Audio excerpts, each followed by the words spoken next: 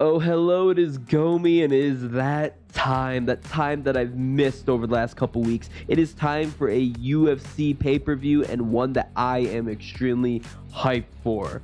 We are going back to Madison Square Garden for UFC 281, headlined by Israel the Last Stylebender Adesanya versus his longtime kickboxing rival, Alex Pereira. And this is going to be a good fight. So, let's go right into it. I just want to dive into it and start talking about this fight. This is going to be a long video probably. So it's going to be for the middleweight title fight. Israel Adesanya, he is going to be 34 years of age, boasting a record of, my graphic is wrong, please ignore that, I could change it, but I'm going to leave it for the scuff. He's boasting a record of 23 wins, 1 loss, 15 KOs, not 11, 15 KOs, 0 submissions. He is 6'4" in height, they're equal in height.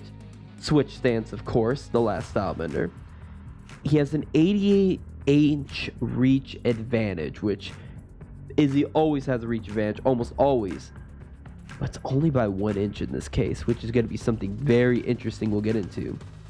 No takedowns. No takedowns whatsoever. A significant strike accuracy of 53.83%. That's good. That is a very, very impressive stat right there. Now, Poatan's is higher. Very high as well, too. That's amazing. But we have less of a data pool. But still, by all means, amazing. Absolutely. And then he's going to be the favorite. Israel Adesanya is also going to have significant wins over a lot of people, but I just limited to some of the more really valuable / relevant data to this fight, which is going to be Robert Whittaker ×2, Paulo Costa, which is, I feel, his most significant win in this case, Jared Cannonier, and Anderson Silva. Again, Anderson Silva is an older win of his, but I feel very relevant in this case. He's going up against Alexander Pereira. Or is it Alexander, his full name? I don't know. Whatever the case is, Alex Pereira. He has actually defeated him twice already. So let's look at his tail of the tape. He's going to be 35 years of age, boasting a modest record of 6 wins, 1 loss, 5 KOs. So he only has 1 decision victory. Again, no submissions. 6'4" in height. Orthodox stance, which is actually interesting that I'll mention later. 79-inch reach disadvantage. You don't hear that very often, a 79-inch reach disadvantage, but still, only by 1 inch. No takedowns. A insane significant strike accuracy of 68.91%. Now, again, Izzy has 53% over 23 fights. Pereira has 68 over 6 fights. And I think, too, that only takes his UFC fights, which is only 3. Don't quote me on that. But wherever the case is, I'd say Izzy's going to be slightly better in the significant strike accuracy, but slightly better. Slightly. And he's going to be the underdog at -160. So this is actually more so of a pick'em fight with how close the odds are. He boasts significant wins over Sean Strickland and Bruno Silva.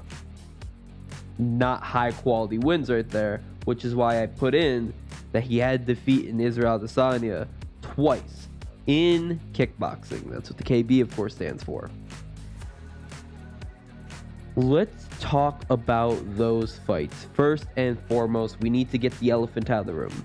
The first elephant we'll get out of the room is actually, bear in mind, Israel Adesanya is my favorite fighter. His last fights were not that exciting, but the fact that he was able to make exciting fighters like Cannonier, Whittaker, and Costa freeze like that and put on more boring fights, well, the Costa fight was great, but the fact that he was able to do that is impressive.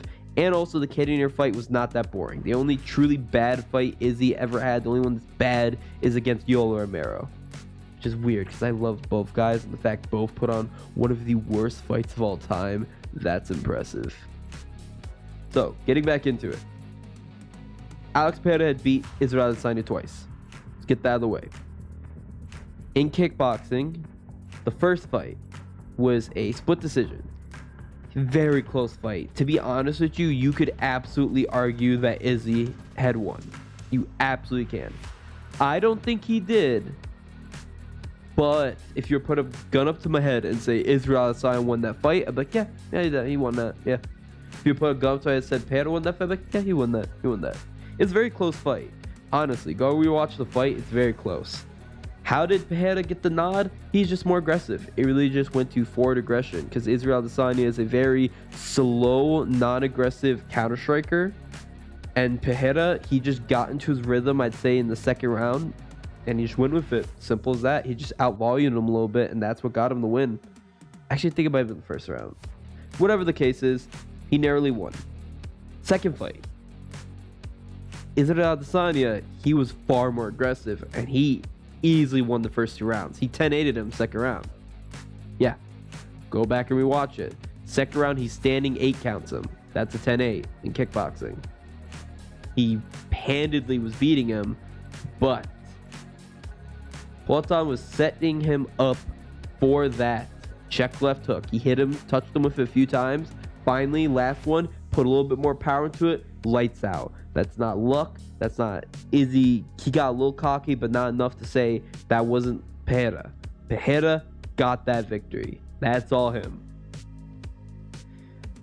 Now let's get into how this fight's going to go. Let's get into how this fight is going to be. First thing that we're going to be looking at is that insane reach advantage. That is something very important that you need to focus on, because oh my god, that's a weapon. That is a vicious weapon that Izzy has been able to dominate people over because of that insane reach advantage that he has.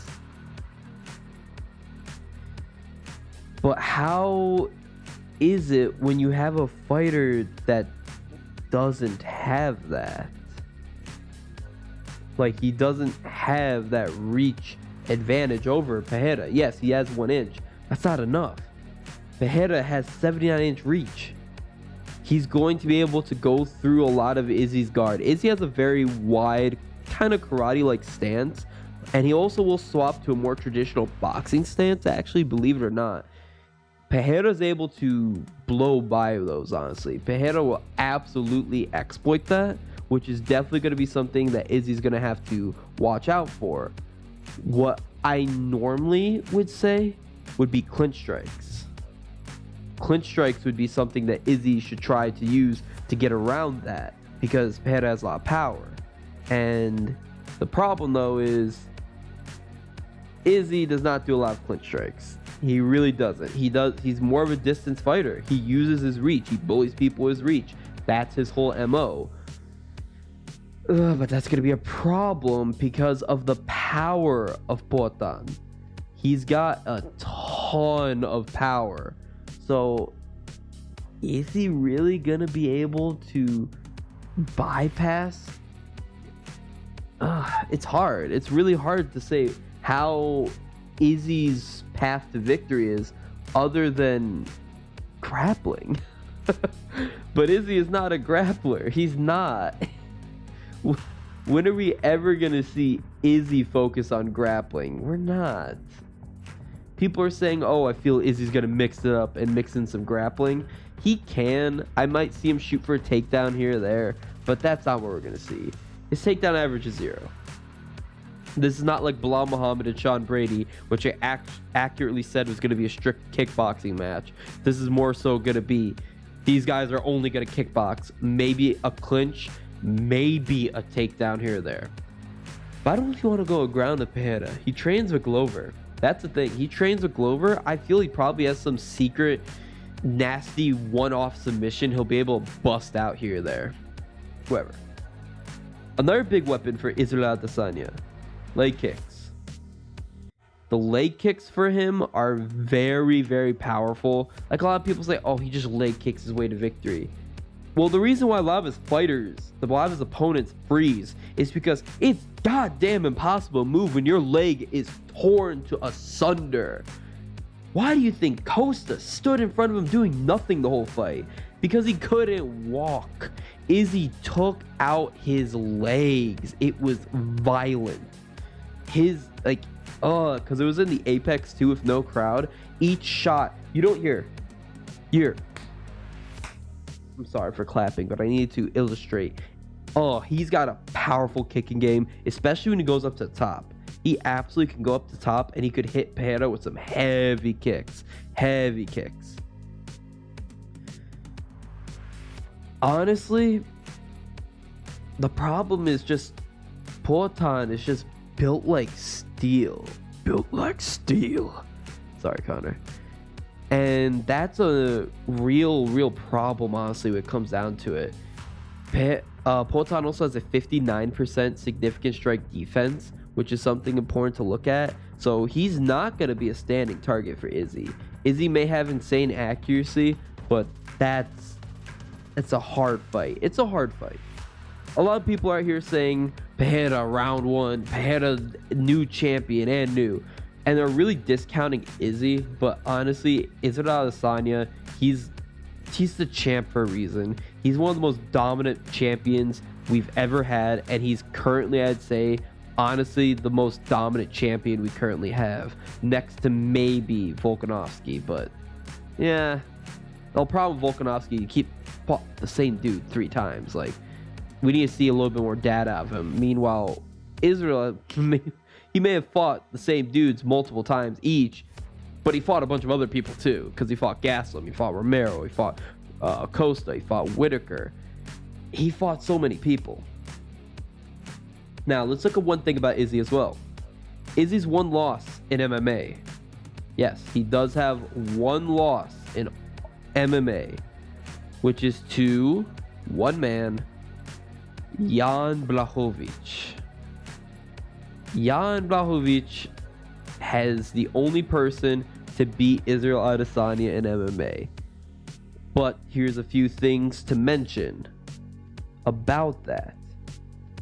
That was light heavyweight, in which Israel Adesanya did not bulk up to light heavyweight. I believe he weighed 197 for the weigh-ins. Horribly underweight. So there was a massive side advantage. So you're going to say, oh, that's a moot point. It's a middleweight fight, right? Poatan's walk-around weight is 220, he said. He's big. He is a big boy. Big boy.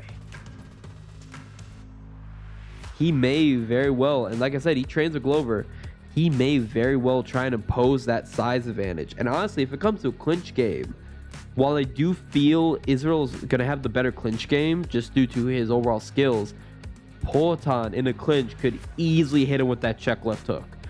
Check left hook off the break during the clinch, and that's night. That's, if not nights out, because Izzy does have a good chin. He has a great chin. Over 100 fights, only knocked out once. But that still could rock him and compromise him and put him in a bad spot. It could put him in a bad spot. One way or one fighter that I felt really mimics how Poatan probably is Paulo Costa. But I do feel Poatan is a faster version of Paulo Costa. Costa, also more powerful. He's not a power striker. I want to get this out the way. Costa is a volume striker, but he does have some solid power. I don't think Izzy's fight is going to go how it did against Costa, because like I said, I do think Poatan's faster, and I do think he's a little bit more skilled. But just his fighting style always was a little bit similar to Costa to me. Just a little bit slower paced. But still, that's something you can pull out of it. Another one is Anderson. Okay. Another one is Anderson Silva.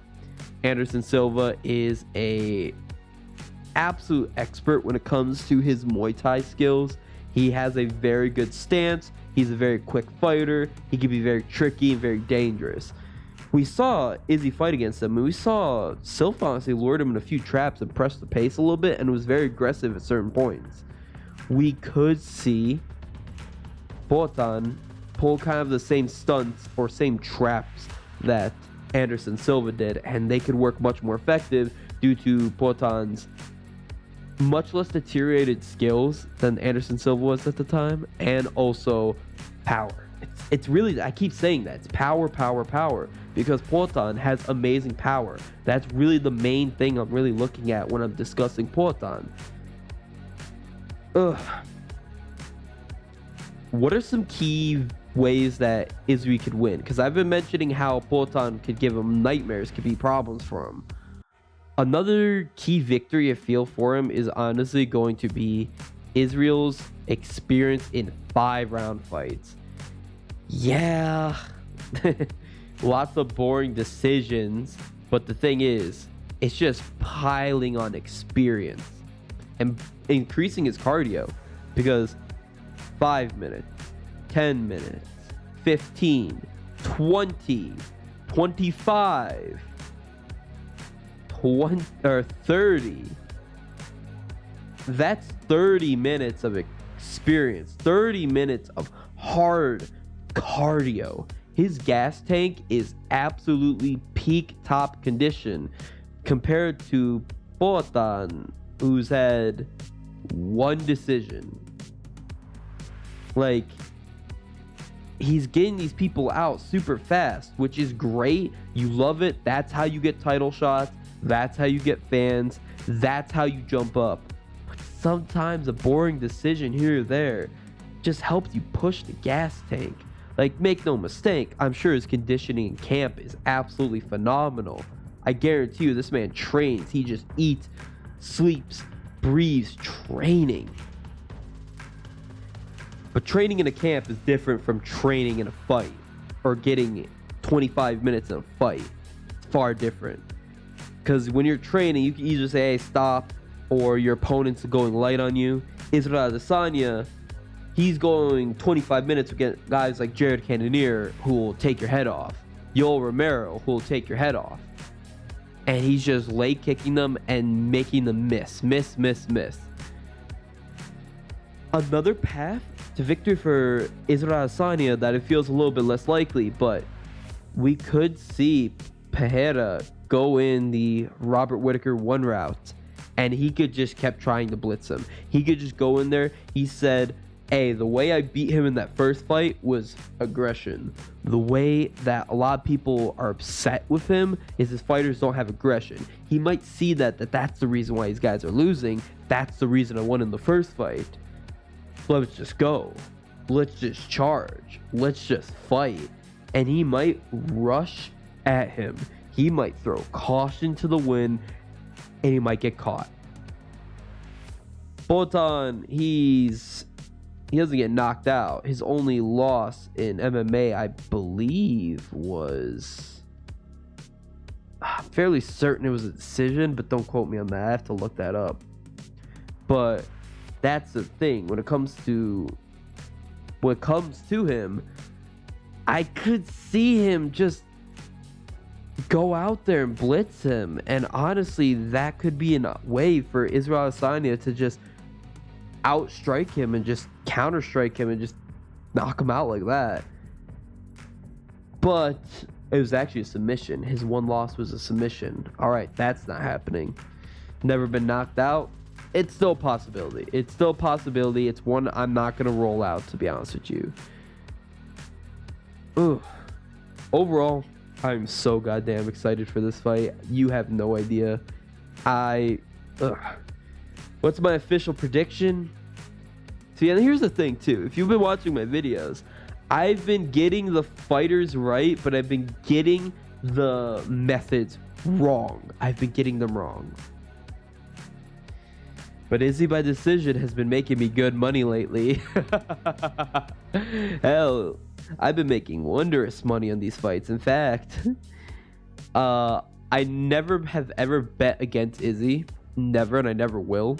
To be honest with you, just bias. But the one time I bet Jan Blachowicz, because I love Jan Blachowicz, I bet just over 4.5 rounds. I didn't bet anyone specifically over 4.5 rounds. So Izzy has just got me money every single time. Peloton is someone who does not go a decision. I can't see if Peloton does not take Izzy out in the first couple rounds, Izzy's gonna take him out before we get to that 5th round. Is what my brain is saying, but I keep. It's like the Islam Makhachev versus Charles Oliveira, where I was like, oh no, absolutely go over 2.5. I'm gonna say Izzy decision. No, actually, screw it. Screw it. My official prediction: Israel Adesanya by TKO. I have no idea what round. Maybe 3rd round, 4th round. Israel Adesanya, TKO. There we go. That's my official prediction. That was hard to derive that, but you got it. Well, this has been Gomi.